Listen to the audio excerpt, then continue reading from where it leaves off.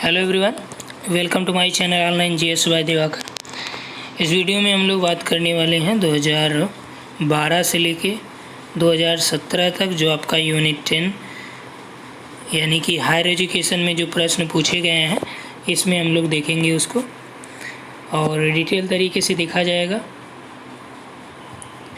यहाँ पे जो भी प्रश्न आपसे पूछा गया है हिंदी और इंग्लिश दोनों में हमने अवेलेबल कराया है और इसको आप लोग सॉल्व भी किए होंगे क्योंकि पीडीएफ हमने आपको अवेलेबल करा दिया था। तो इसको सॉल्व करके यहाँ से आप मिला के कमेंट में बताइएगा कि आपके स्कोर कितने जा रहे हैं। पहला प्रश्न देखिए कि Indian institute of advance study is located यानी भारतीय उच्च अध्ययन संस्थान कहाँ पे स्थित है? धर्मशाला, शिमला, सोलन, चंडीगढ़। तो यहाँ पे देखिए जो आपका राइट आंसर हो जाएगा वो क्या हो जाएगा? यहाँ पे सही उत्तर आपका हो जाएगा शिमला। राष्ट्रीय अध्यापक परिषद शिक्षा परिषद, ये देखिए हमने कराया नोट्स में है। राष्ट्रीय अध्यापक शिक्षा परिषद एनसीटीई के क्षेत्रीय कार्यालय कितने हैं? 4, 5, 6, 8। तो सही उत्तर जो है उसके क्षेत्रीय कार्यालय 4 हैं। नेक्स्ट है डॉक्टर BR अम्बेडकर ने किसे भारतीय संविधान का हृदय और आत्मा कहा? ये देखिए आप पॉलिटी स्टार्ट करेंगे तभी आपको ये देखने को मिलेगा। फ़िलहाल यदि आप देखें तो 2017 के बाद 2018-19 जो भी आपके NTA ने एग्ज़ाम कराए वहाँ पे आपको पॉलिटी से रिलेटेड क्वेश्चन एक भी नहीं मिलेंगे। बहुत रेयर में एक आध दो किसी सेट में पूछ लिए तो पूछ लिए, नहीं तो यहाँ पे आपको नहीं मिला है। तो BR अम्बेडकर ने हृदय और आत्मा संविधान का किसको कहा? अभिव्यक्ति की स्वतंत्रता को, समानता का अधिकार, धार्मिक स्वतंत्रता का अधिकार, संवैधानिक उपचारों का अधिकार।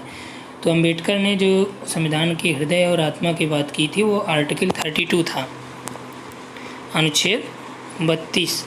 तो अनुच्छेद 32 क्या प्रदर्शित करता है? संवैधानिक उपचारों का अधिकार। अगला, किसने भारत में जिला कलेक्टर के पद को सृजित किया? यानी जो आपका DM है, डिस्ट्रिक्ट कलेक्टर है, उसके पद को सृजन किसने किया था? Cornwallis Hasting, royal commission on decentralisation, Charles Metcalfe. तो जो राइट आंसर यहाँ पे हो जाएगा, तो जिला कलेक्टर का जो पद सृजित किया था ये वारेन हेस्टिंग्स ने सृजित किया था। अगला, एक नागरिक के मूल कर्तव्य कौन कौन से हैं? तो नागरिक के जो मूल कर्तव्य है उसमें आपका है संविधान और राष्ट्रध्वज राष्ट्रगान का सम्मान करना, वैज्ञानिक मनस्थिति का विकास करना, सरकार के प्रति सम्मान, ये ज़रूरी नहीं है, वन्य जीवों की रक्षा, ये राइट यानी 1, 2, 4 बी वाला राइट। अगला देखिए, भारत का राष्ट्रपति किस पद की शपथ लेता है? तो भारत की प्रभुसत्ता और अखंडता को बनाए रखने के लिए संविधान में सत्यनिष्ठा के विश्वास की, देश के संविधान और कानून को बनाए रखने के लिए, या फिर देश के संविधान और कानून को संरक्षित, सुरक्षित और प्रतिरक्षित। तो आपका जो राष्ट्रपति का शपथ होता है ये होता है to preserve, protect and defend and constitution and the law of the country. यानी प्रिजर्व करेगा, प्रोटेक्ट करेगा और डिफेंड करेगा किसका? लॉ ऑफ द कंट्री यानी कॉन्स्टिट्यूशन को, संविधान और कानून दोनों को। Which of the following is not major of human development index? तो ह्यूमन डेवलपमेंट इंडेक्स के मेजरमेंट में किसका यूज नहीं होता है? तो लिटरेसी होता है, ग्रॉस इन्वॉल्वमेंट होता है, लाइफ एक्सपेक्टेंसी होता है, लेकिन सेक्स रेशियो का शामिल नहीं होता है। तो right answer is C. India has the highest number of student in college after UK, USA, Australia, Canada. यानी भारत में कॉलेजों में जो सर्वाधिक छात्र हैं किसके बाद हैं? तो ये जो पूछा गया प्रश्न 2012 के आसपास का है, तो उस समय जो आपका USA के बाद है। अगला, भारत के महान्यायवादी के संबंध में कौन सा कथन सही नहीं है? अब देखिए यहाँ पे पूछ रहा कौन सा राइट नहीं है। राष्ट्रपति उस व्यक्ति को भारत का महान्यायवादी नियुक्त करते हैं जो उच्च न्यायालय का न्यायाधीश बनने योग्य हो। तो ये जो आपका उच्च न्यायालय दिया है नहीं बल्कि उच्चतम न्यायालय यानी सुप्रीम कोर्ट का जज बनने की योग्यता रखता हो तभी वो अटॉर्नी जनरल ऑफ इंडिया कहा जाएगा। ठीक, तो यहाँ पे सही नहीं की बात कराती है, भी आपका सही नहीं है। उसको देश के सभी न्यायालयों में अधिकार है, तो अधिकार है, सही बात है ये। राज्यसभा और लोकसभा में भाग लेने का भी अधिकार है, उनकी निश्चित अवधि होती है। निश्चित अवधि नहीं बल्कि राष्ट्रपति के प्रसाद पर्यंत काम करते हैं। जब राष्ट्रपति चाहें तब इनको हटा सकते हैं। तो इसमें जो आपका सही नहीं वो 1 और 4 है। नेक्स्ट यहाँ पे दिया है कि राष्ट्रपति प्रणब मुखर्जी भारतीय उच्च अधिकारियों से परस्पर बातचीत करते समय सरकारी टिप्पणी आदि में कौन से पूर्व नियोजन शब्द का प्रयोग समाप्त करना चाहते हैं। तो प्रणब मुखर्जी की बात की जा रही है, तत्कालीन राष्ट्रपति थे वो, और उन्होंने ये कहा कि किन 2 शब्द या किन शब्दों को वो बोलते थे कि आपको बात करते समय किसी के नाम के आगे यूज न कीजिए। हिज एक्सीलेंसी, महामहिम, माननीय या श्री, श्रीमती। तो इसमें जो सही उत्तर है वो कौन सा है? हिज एक्सीलेंसी और महामहिम शब्द को उन्होंने बोला कि इसका यूज न किया जाए। थर्ड, अगला है कि वित्तीय आपात स्थिति में क्या किया जा सकता है। राज्य विधानसभाओं को समाप्त किया जा सकता है। केंद्र सरकार राज्यों के बजट के व्यय को अपने नियंत्रण में ले सकती है, ये राइट है, नियंत्रण में ले सकती है। उच्च न्यायालयों और उच्चतम न्यायालय के न्यायाधीशों के वेतन को भी कम किया जा सकता है, जी हाँ। संवैधानिक उपचारों के अधिकारों को निलंबित किया जा सकता है, तो ये नहीं हो सकता। ठीक, तो यहाँ पे जो आपका सही उत्तर हो जाएगा 2 और 3 है, यानी कि यहाँ पे डी है। अगला है नीचे दिए गए, इसमें आपको मिलान करना है कि निर्धनता कम करो कार्यक्रम किससे संबंधित है। तो निर्धनता कम करो आपका मनरेगा से है। मानव विकास योजना, तो मानव विकास योजना किससे रिलेटेड है? मानव विकास योजना आपका संबंधित है मिड डे मील से। सामाजिक सहायता योजना ये आपका वृद्धा पेंशन से है। न्यूनतम आवश्यकता योजना इंदिरा आवास से है। अगला है वर्ष 2010-11 में उच्च शिक्षा में किस श्रेणी के विद्यार्थियों का जो नामांकन निर्धारित आरक्षित श्रेणी के प्रतिशत से अधिक था। किस श्रेणी के विद्यार्थियों का नामांकन जो निर्धारित किया गया था आपके रिजर्व कैटेगरी का, उससे ज़्यादा था। तो ओबीसी, एससी, एसटी या गर्ल या वुमेन्स, तो सही उत्तर आपका ओबीसी स्टूडेंट जो थे। अगला, विश्वविद्यालय अनुदान आयोग के संबंध में कौन सा कथन सही नहीं है, कौन सा गलत है। तो 1956 के अधिनियम के द्वारा स्थापित किया गया, तो ये आपका सही है। शिक्षा की उन्नति और समन्वय के कार्य सौंपा गया, ये भी सही है। इसे केंद्र सरकार की योजना और गैर योजनागत निधियाँ प्राप्त हैं, ये भी सही है। केंद्र सरकार की योजनागत और गैर योजनागत निधियाँ हैं। और अगला है राज्य सरकार के लिए, राज्य विश्वविद्यालयों के लिए इसे राज्य सरकारों से निधियाँ प्राप्त होती हैं, तो ये रॉन्ग है। राज्य सरकार कोई निधि यूजीसी को अवेलेबल नहीं कराती है। अगला है, क्या भारत को द्विदलीय पद्धति अपनानी चाहिए। तर्क दिया है कि हाँ, इससे सरकार में स्थिरता आएगी। सही बात है, क्योंकि 2 दल होंगे तो इससे स्थिरता आएगी। अगला है कि नहीं, इससे मतदाताओं को पसंद सीमित हो जाएगी। तो सही बात ये भी है कि मान लीजिए 2 लोग हैं तो मतदाता किसी को देगा तो केवल 2 में से एक ही को चुनाव करेगा। दोनों गड़बड़ हो गए, आपराधिक प्रवृत्ति के हो गए, तो इन दोनों को ही में से एक को ही चुनना है आपको। तो यानी कि जब आपको अपराधियों में अपराधी को चुनना है तो इसमें आप देखते हैं किसका कम अपराध है। तो सही उत्तर यहाँ पे आपका दोनों तर्क यहाँ पे सही हैं। अगला है, क्या आपराधिक पृष्ठभूमि के व्यक्तियों का चुनाव में भाग लेने पर प्रतिबंध लगाना चाहिए। तर्क दिया है कि हाँ, यह राजनीति के अपराधीकरण को रोकेगा, बात सही है। दिया है दूसरा इसी तर्क में कि नहीं, इससे शासित दल को अपने राजनीतिक विरोधियों के विरुद्ध तुच्छ मामले फाइल करने में प्रोत्साहन मिलेगा। अब देखिए, कह रहा है कि आपराधिक पृष्ठभूमि, यानी कि ये तो आपका सही नहीं है ना, कि कोई भी विरोधी दल किसी को फर्जी मुकदमे में फंसा दे। और ये मुकदमा जब तक वो साबित नहीं होता है, जब तक वो अक्यूज नहीं होगा, यानी कि अभी तो वो केवल आरोपी है, जब तक वो साबित नहीं होगा तब तक वो अपराधी नहीं हो सकता। और इस आधार पे उसको तब तक चुनाव लड़ने का अधिकार होता है। तो इसलिए ये आपका रॉन्ग हो जाएगा, यही आपका सही है, केवल एक तर्क। भारत के उच्चतम न्यायालय के न्यायाधीश के संबंध में कौन सा कथन सही है। उच्चतम न्यायालय के न्यायाधीश की नियुक्ति भारत के राष्ट्रपति के द्वारा की जाती है। वह राष्ट्रपति के प्रसाद पर्यंत पद धारण करता है। अगला है कि किसी भी जांच के लंबित होने तक उसे निलंबित किया जा सकता है। अब देखिए यहाँ पे क्या है कि वह न्यायाधीश जो है राष्ट्रपति के द्वारा नियुक्ति होती है, राष्ट्रपति प्रसाद पर्यंत पद धारण करता है, ये नहीं है। किसी भी जांच के लंबित रहने पर उसे निलंबित किया जा सकता है, नहीं। उसे दुर्व्यवहार सिद्ध होने पर या अक्षमता के कारण ही हटाया जा सकता है, ये सही है। तो 1 और 4 इसमें सही है, तो डी वाला आंसर। अगला, पूर्व अधिपत्र में लोकसभा अध्यक्ष किसके बाद आता है, यानी कि लोकसभा जो स्पीकर है उनका जो प्रोटोकॉल है या वारंट ऑफ प्रेसिडेंस है वो किसके बाद आता है, प्रेसिडेंस के, वाइस प्रेसिडेंट के, या फिर प्राइम मिनिस्टर या कैबिनेट मिनिस्टर। तो जो आपका लोकसभा अध्यक्ष का प्रेसिडेंस है ये आता है प्रधानमंत्री के बाद। अगला है, निम्न में से कौन सी संस्था या संस्थाएं अल्पसंख्यक हैं। तो अल्पसंख्यक यानी माइनॉरिटी इंस्टीट्यूट कौन से हैं, तो पंजाबी यूनिवर्सिटी ये माइनॉरिटी नहीं है, उस्मानिया भी नहीं है, कश्मीर भी नहीं है, सेंट स्टीफेंस कॉलेज नई दिल्ली ये आपका माइनॉरिटीज़ के लिए है, ये ईसाइयों के लिए ही है। तो यहाँ पे जो सही उत्तर हो जाएगा 4 डी। अगला देखिए, राष्ट्रीय सलाहकार परिषद के बारे में कौन सा कथन सही है। तो राष्ट्रीय सलाहकार परिषद एक सांविधिक निकाय है, भारत के प्रधानमंत्री इसके अध्यक्ष होते हैं, या सिविल सोसाइटी के नेताओं के साथ सतत वैचारिक आदान प्रदान सुसाध्य बनाती है।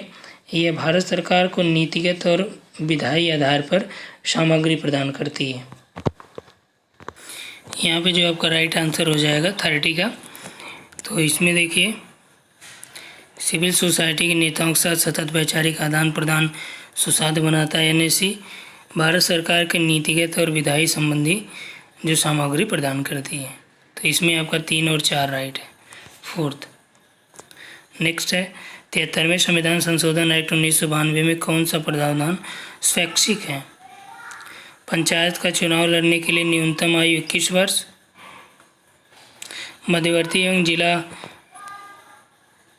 स्तर पर पंचायतों के अध्यक्ष के लिए अप्रत्यक्ष चुनाव। ये आपका देखिए जो न्यूनतम आयु था ये इसके अंतर्गत निर्धारित नहीं हुआ था।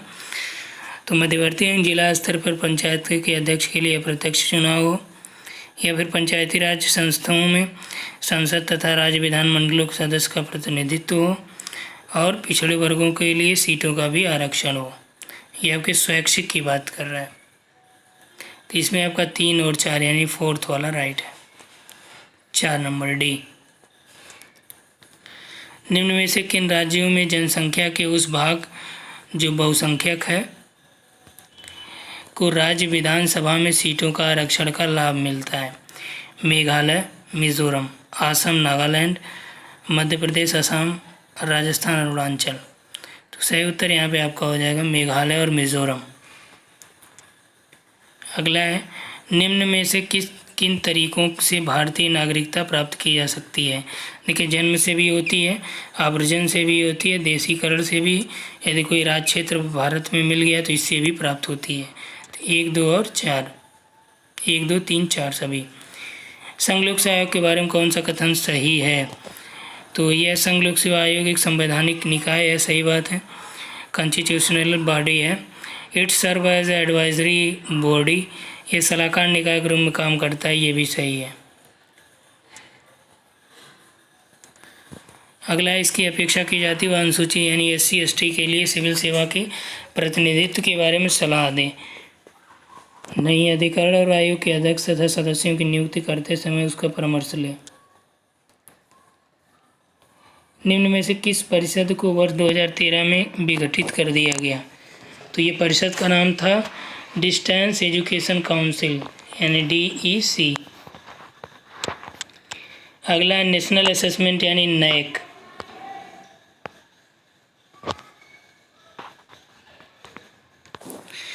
तो NAAC के बारे में कौन सा सही है।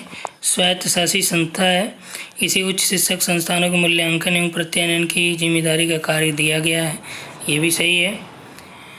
यह दिल्ली में स्थित है, दिल्ली में नहीं बल्कि बेंगलुरु में है, और स्वायत्तशासी संस्था है, उच्च शिक्षा के संस्थानों का मूल्यांकन भी करता है, इसके क्षेत्रीय कार्यालय भी हैं। यहाँ पे जो राइट आंसर हो जाएगा वह स्वायत्तशासी उच्च शिक्षा, बी वाला राइट। नेक्स्ट है, 2 या अधिक राज्यों के बीच विवादों का निर्णय लेने के लिए भारत के उच्चतम न्यायालय की शक्ति की अधिकारिता के अंतर्गत कौन सा आता है। Advisory jurisdiction, appellate jurisdiction, original jurisdiction यानी मौलिक या रिट। तो जो आपका यहाँ पे विवाद के निर्णय की बात है तो ये आपका मौलिक ज्यूरिडिक्शन होता है। कौन सा कथन सही है? भारत में संघ शासित क्षेत्र हैं, सही बात है, लेकिन अभी वर्तमान के हिसाब से ये रॉन्ग हो जाएगा। तत्कालीन जो था उस समय सही था। 2 संघ शासित क्षेत्रों में विधानसभा है, 1 संघ शासित क्षेत्र का उच्च न्यायालय है, 1 संघ शासित क्षेत्र 2 राज्यों की राजधानी है। इसमें जो राइट हो जाएगा वो 1, 2, 3 और 4।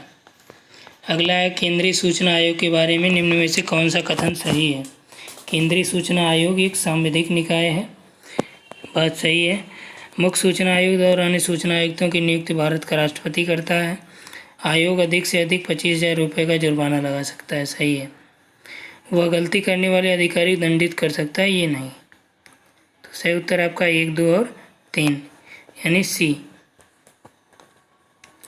नेक्स्ट है निम्न में से किसने 18 राज्यों से के 267 निर्वाचन क्षेत्रों में CNNI VN दी हिंदू 2013 इलेक्शन ट्रैकर सर्वे किया? तो इसमें जो किया है इलेक्शन ट्रैकर सर्वे, ये आपका the centre for study of developing society यानी CSDS के द्वारा किया गया। तो सही उत्तर यहाँ पे आपका ये। अगला निम्न में से कौन सा योजना आयोग का वास्तविक कार्यकारी मुखिया होता है? योजना आयोग की बात की गई तो चेयरमैन, डिप्टी चेयरमैन, योजना मंत्री, सदस्य सचिव। तो यहाँ पे जो आपका राइट आंसर हो जाएगा योजना आयोग का कार्यकारी मुखिया डिप्टी चेयरमैन। विधि के विषय के रूप में शिक्षा किस सूची का है? तो शिक्षा पहले आपका, अब वर्तमान में इसे शामिल कर दिया गया है समवर्ती सूची में, यानी कि इस पे राज्य भी अपना कानून बना सकता है और सेंटर भी। केंद्रीय विश्वविद्यालय कौन सा है? पौंडीचेरी है, विश्व भारती भी है, गढ़वाल भी है। कुरुक्षेत्र आपका स्टेट यूनिवर्सिटी हरियाणा की। तो 1, 2 और 3 पहला वाला। प्रस्तुत कथन विचार कीजिए, 2 तर्क दिए। भारत में एक सशक्त एवं दृढ़ लोकपाल होना चाहिए। अगला दिया हाँ, यह नौकरी में भ्रष्टाचार का समाप्त करने में महत्वपूर्ण भूमिका, ये बात सही है। अगला नहीं, यह ईमानदार अधिकारियों को त्वरित निर्णय लेने पर हतोत्साहित करेगा, ऐसी कोई बात नहीं है। तो केवल इसमें आपका एक ही प्रबल है।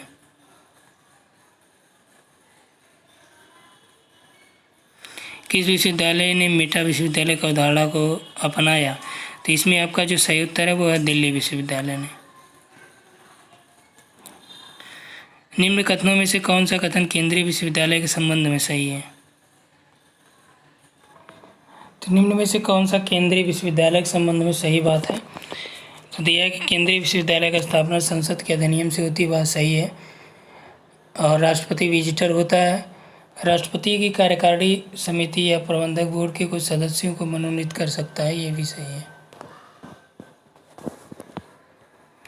अगला देखा जाए, विश्वविद्यालय अनुदान आयोग द्वारा 2014 में अभिनिर्धारित जाली यूनिवर्सिटी जो यानी फेक यूनिवर्सिटी जो भी है उनकी मैक्सिमम संख्या कहाँ पे थी? तो आपका यूपी में। अगला है which of the following institution empowered to confer the or grant degree under the UGC act 1956? कौन सी संस्थाएं विश्वविद्यालय अनुदान आयोग 1956 के अधीन डिग्री देने या प्रदान करने में ही सक्षम है?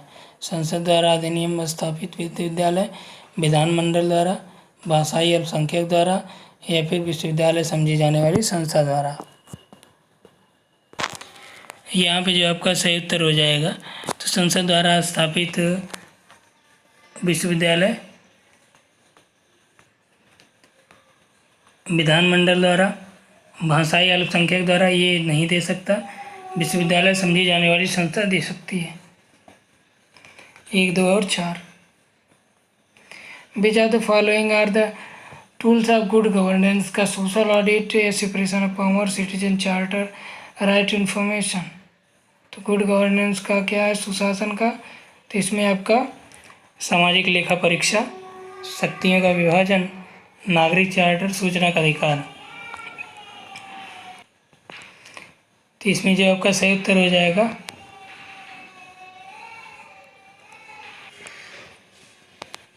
इसमें 1, 3 और 4 ये आपके सुशासन से संबंधित हैं। नेक्स्ट देखिए, लोकसभा के संबंध में राष्ट्रपति को कौन सी शक्ति प्राप्त है? बैठक बुलाना, अनिश्चित काल के लिए स्थगित करना, सत्रावसान या भंग करना। तो जो सही उत्तर यहाँ पे आपका हो जाएगा बैठक बुलाना, सत्रावसान और भंग करना, यानी 1, 3 और 4 कर सकता है कौन? राष्ट्रपति। The interval between two sessions of parliament must not exceeded. जो मान लीजिए एक पार्लियामेंट का बैठक का समय होता है मैक्सिमम 6 माह से ज़्यादा नहीं होना चाहिए अंतराल। Right to privacy as a fundamental right is implied in, यानी जो राइट टू प्राइवेसी है ये मूलाधिकार है और किस में आता है? स्वतंत्रता का अधिकार में, जीवन या व्यक्ति में, समानता में, या फिर शोषण के विरुद्ध। तो इसमें जो आपका मौलिक अधिकार के रूप में निजता का अधिकार है, तो इसमें निजता का जो अधिकार है आपका जीवन और व्यक्तिगत स्वतंत्रता के अंतर्गत आएगा।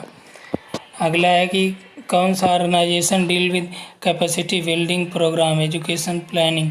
तो इसमें आपका कौन सा संगठन शैक्षणिक योजना में क्षमता निर्माण कार्यक्रम में संबंध रखता है? तो ये आपका NCERT, UGC, NAAC, न्यूपा। तो सही उत्तर आपका हो जाएगा न्यूपा, NUEPA। ठीक, अगला देखा जाए, the session of parliament is summoned by, यानी जो सत्र संसद का सत्र होता है किसके द्वारा बुलाया जाता है? संसद का जो सत्र होता है ये बुलाया जाता है राष्ट्रपति के द्वारा। अगला है सिविल सर्विस डे सेलिब्रेटेड। तो सिविल सर्विस डे मनाया जाता है 21 अप्रैल को। South Asia university situated in the city. तो साउथ एशिया जो विश्वविद्यालय है वो आपका नई दिल्ली में है।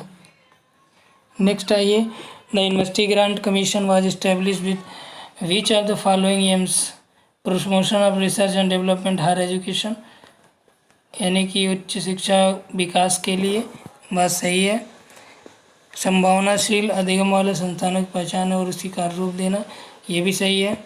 शिक्षकों का क्षमता का निर्माण, तो क्षमता का निर्माण करना बात अलग है।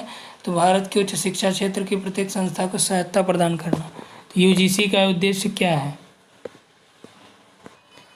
तो इसमें जो आपका सही उत्तर हो जाएगा वह है अनुसंधान के उन्नयन और उच्च शिक्षा के लिए विकास करना, संभावनाशील अधिगम वाले संस्थानों की पहचान और उसी रूप में बनाए रखना, शिक्षकों की क्षमता का निर्माण करना। ये तीनों राइट हैं, लेकिन उस शिक्षा प्रत्येक संस्था को सहायता देना ये UGC का मानना नहीं है। अगला है ग्रास एक fund enrolment ratio in institution of higher education in India at present. तो 2015 के हिसाब से पूछ रहा है, तो ये उस समय था 19%। अभी वाला हमने आपको नोट्स में अवेलेबल कराया है, वहाँ से आप इसको देख पाएंगे। ठीक, कौन सा? सकल नामांकन अनुपात, यानी कि ग्रास इनरोलमेंट रेशियो, नोट्स में लिखा गया है, इसका पूरा डिटेल भी। The total number of central university in India April 2015। तो अप्रैल 2015 में 8, 14, 27 या 43, तो कितनी सेंट्रल यूनिवर्सिटी थी? 43। लेकिन यही आपका 2020 में जो सेंट्रल यूनिवर्सिटी है ये टोटल 54 हो चुकी है। जून 2020 का ये डेटा है। अब UGC की साइट पे इसको देख पाएंगे, वहाँ पे अवेलेबल है। अगला है कि रूसा के बारे में कौन सा सही है? तो यहाँ पे जो आपका रूसा के बारे में पूछा है RUSA, इसका हमने कराया है और नोट्स में भी आपको डायरेक्ट मेंशन है, लिखा भी गया है।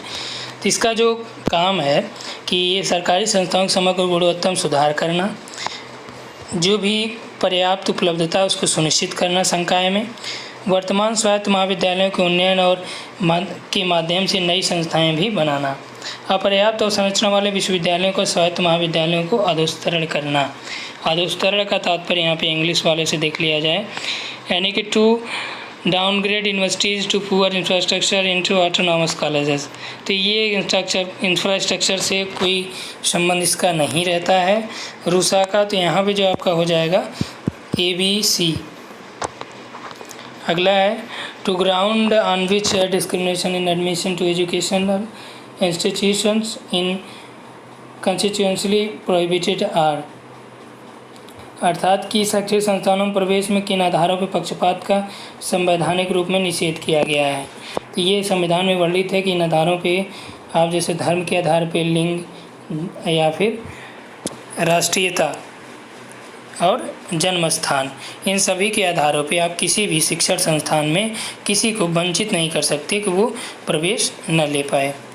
तो ये आप देखेंगे जो आपका मूलाधिकार है उसमें ये शामिल है। तो यहाँ पे आपका कोई भी वंचित नहीं कर सकता किस आधार पे, धर्म, लिंग, जन्म स्थान, राष्ट्रीयता के आधार पे ये किया जा सकता है, क्योंकि ज़रूरी नहीं कि जो मान लीजिए अदर कंट्री के लोग हैं वो भी यहाँ पे आके अपने अधिकार को इस तरह से मांगे, तो उनके लिए ये नहीं, केवल भारतीय नागरिकों के लिए है। तो ये आपका ABC। अगला है which of the following statement are correct about Lok Sabha. तो लोकसभा के संबंध में कौन सा कथन सही है।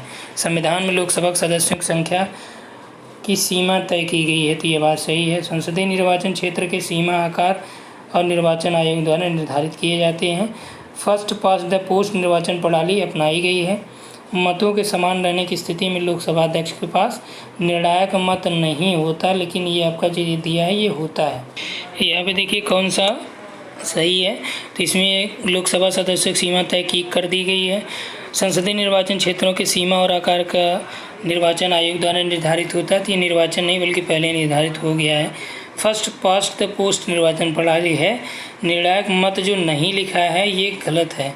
अगर यहाँ पे नहीं हटा होता है, क्योंकि लोकसभा अध्यक्ष के पास निर्णायक मत देने का अधिकार होता है जब दोनों बराबर हो जाएं। तो यहाँ पे जो राइट है वो आपका फर्स्ट हो गया।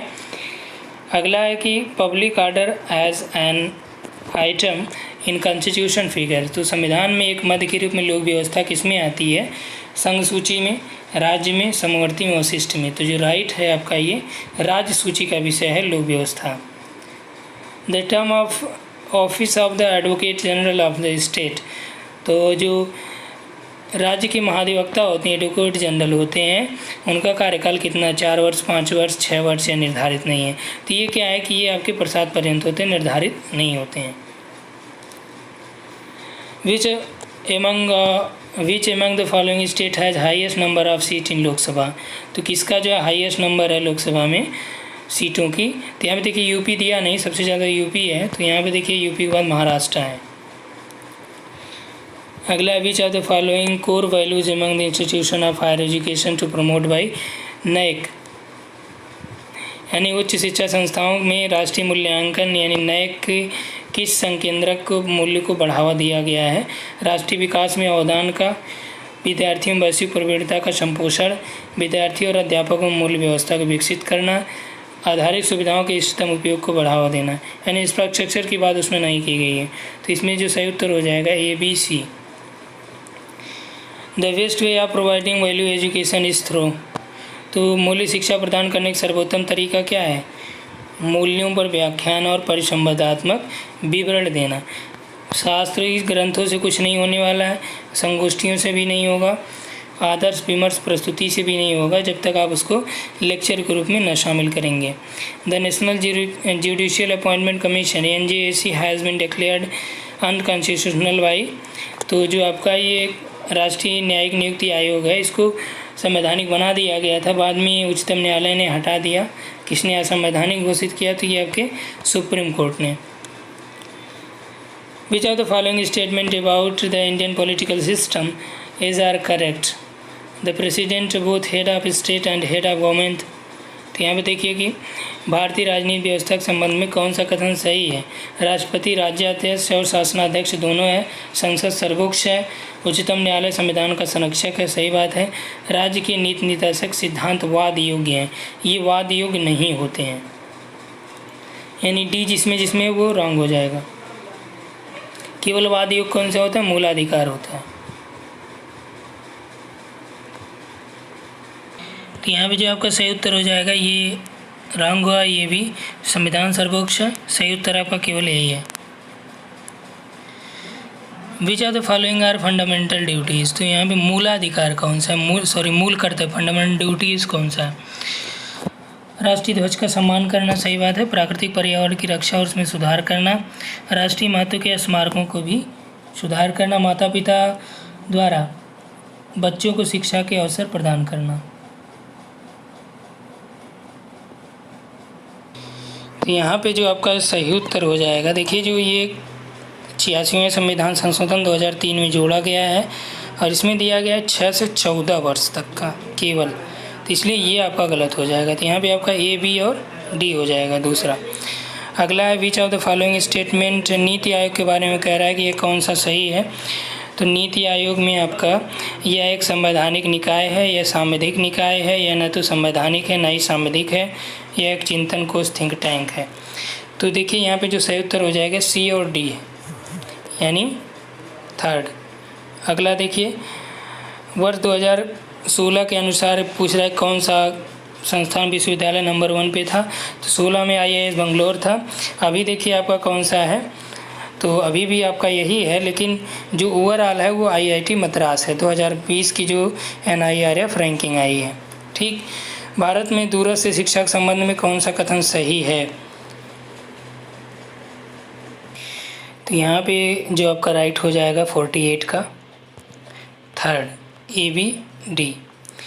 अगला देखिए यहाँ पे कह रहा है कौन सा सांविधिक निकाय है।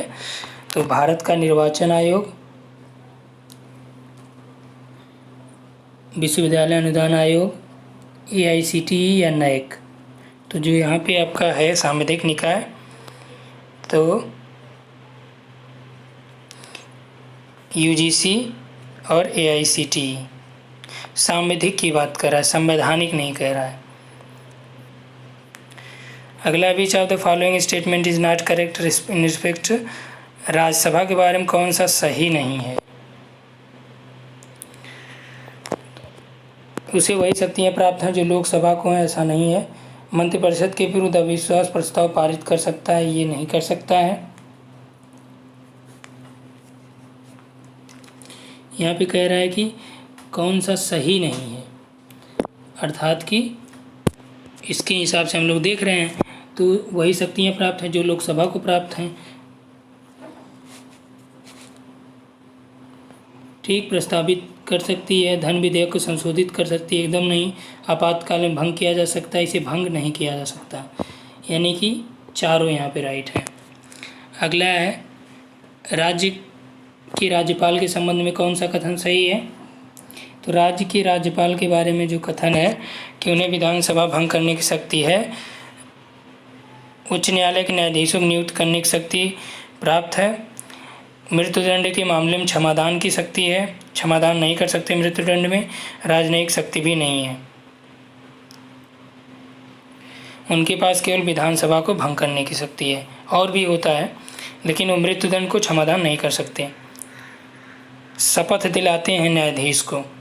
अगला है निम्न में से किन मामलों में नैसर्गिक न्याय सिद्धांत का पालन करना आवश्यक हो जाता है। किसी कर्मचारी की पदच्युति पे, सही है। नगरपालिका निष्प्रभावीकरण, राष्ट्रीय सुरक्षा को जब खतरा हो, नहीं। किसी विद्यार्थी कर्मचारी के विरुद्ध अनुशासन कार्रवाई के लिए नैसर्गिक सिद्धांत का प्रतिपालन हो सकता है। अगला है विच ऑफ द फॉलोइंग, यहाँ पे उच्च शिक्षा के वैश्वीकरण में कौन कौन से अवगुण हैं 49 का। तो अवगुण की बात करें तो पाठ्यक्रमों में समूहीकरण नहीं है, अभिजात्य वर्ग को बढ़ावा, ये है अवगुण। शिक्षा का वस्तुकरण हो रहा है, शिक्षा की लागत में बढ़ोतरी है। अगला है डीम्ड यूनिवर्सिटी के बारे में कौन सा सही है। 50वां प्रश्न है यहाँ पे। तो डीम्ड यूनिवर्सिटी का जो है वो राइट हो जाएगा यहाँ पे। राज्य के राज्यपाल डीम्ड विश्वविद्यालय कुलाधिपति होते हैं, यानी कुलाधिपति होते हैं, नहीं। वे पाठ्य और पाठ्यचर्चा बना सकते हैं। दाखिला के लिए शुल्क उपाधि भी प्रदान करते हैं, ये आप देखते हैं। अगला है the purpose of value education is best serve by focusing on. तो जो एजुकेशन का पर्पज है वैल्यू एजुकेशन का, किस पे संकेंद्रित होता है। समाज में व्याप्त संस्कृति प्रथाओं पे, या फिर सामाजिक द्वारा निर्धारित आचरण पे, मानवीय मूल्यों के प्रति संवेदना पे। अगला है कौन सा कथन सही है? राज्यसभा एक अस्थाई सदन है, बात सही है। राज्यसभा क्या है? ये अस्थाई सदन है, केवल राष्ट्रीय आपातकाल के दौरान, ये आपातकाल के दौरान भी नहीं भंग होती। राज्यसभा के स्थानीय हितों का प्रतिनिधित्व ये नहीं करती, सही बात है। राज्यसभा के सदस्यों को प्रतिनिधित्व करने वाले राज्यों के निर्देशानुसार मतदान करना बाध्यकारी नहीं है। राज्यसभा में किसी भी केंद्र शासित क्षेत्र का प्रतिनिधित्व नहीं है। तो यहाँ पे जो सही उत्तर हो जाएगा बी और सी। अगला है, किसी राज्य में राष्ट्रपति शासन की घोषणा परिणामतः निम्न में से तात्कालिक रूप में अनिवार्य नहीं होता है। क्या अनिवार्य नहीं होता है? राज्य विधानसभा को भंग करना, सही बात है। राज्य में मंत्रिमंडल की बर्खास्तगी किया जाना, ये अनिवार्य होता है। राज्य प्रशासन में केंद्र सरकार द्वारा अपने नियंत्रण में लेना, ये नियंत्रण में ले लेता है। नए मुख्य सचिव नियुक्त करना, ये भी आपका अनिवार्य नहीं होता है। तो यहाँ पे कौन सा सही हो जाएगा? ए और डी, फर्स्ट वाला। अगला है, राष्ट्रपति के प्रसाद पर्यंत पद धारण करने के बजाय कौन सदाचरण पर प्रसाद पर्यंत रहता है, यानी अपने अच्छे आचरण पे कौन पद धारण किए रहता है? तो राज्यपाल, महान्यायवादी, न्यायाधीश। तो जो न्यायाधीश है यानी केवल सी। भारत में उच्च शिक्षा के लक्ष्य में कौन सा है? तो उच्च शिक्षा के लक्ष्य की बात करें तो यहाँ पे जो आपका उच्च शिक्षा के लक्ष्य में है कि अधिगम भी हो, साम्य भी रहे, गुण और प्रकर्ष भी हो, प्रासंगिकता भी हो, मूल्य आधारित शिक्षा रहे, अनिवार्य और मुक्त शिक्षा की बात की गई, यानी इसमें आपका सही उत्तर है फोर्थ। राष्ट्रीय संस्थानिक श्रेणीकरण ढांचा NRIF के अनुसार किस देश में सर्वश्रेष्ठ कॉलेज का स्थान प्राप्त हुआ? देखिए, मिरिंडा हाउस 2017 में भी है, 18, 19 और 20 लगातार 5 सालों से। 2017 में सर्वश्रेष्ठ केंद्रीय विश्वविद्यालय का विजिटर का जो पुरस्कार मिला था, ये JL नेहरू के JNU के विजिटर को मिला। किसे संसद के स्वीकृत प्रस्ताव के बिना राष्ट्रपति द्वारा हटाया जा सकता है? तो इसमें किसे हटाया जा सकता है? तो आपका राज्यपाल को, क्योंकि ये उसी के प्रसाद पर्यंत रहते हैं। ठीक। अगला, भ्रष्टाचार शब्द किस परिधि में आता है? कौन सा परिधि में आता है भ्रष्टाचार के अंतर्गत? सरकारी पद का दुरुपयोग करना, नियम कानून का मानक ये नहीं होता, कार्रवाई आवश्यक हो तो न करना, लोक संपत्ति को नुकसान करना, यह भी भ्रष्टाचार नहीं है। सरकारी पद का दुरुपयोग करना, केवल एक। ठीक। तो इसमें इतना ही। तो इसमें लगभग हम लोगों ने 101 प्रश्नों को देख लिया। ठीक। ये 2012 से लेके 2017 तक के प्रश्न थे। Thanks for watching.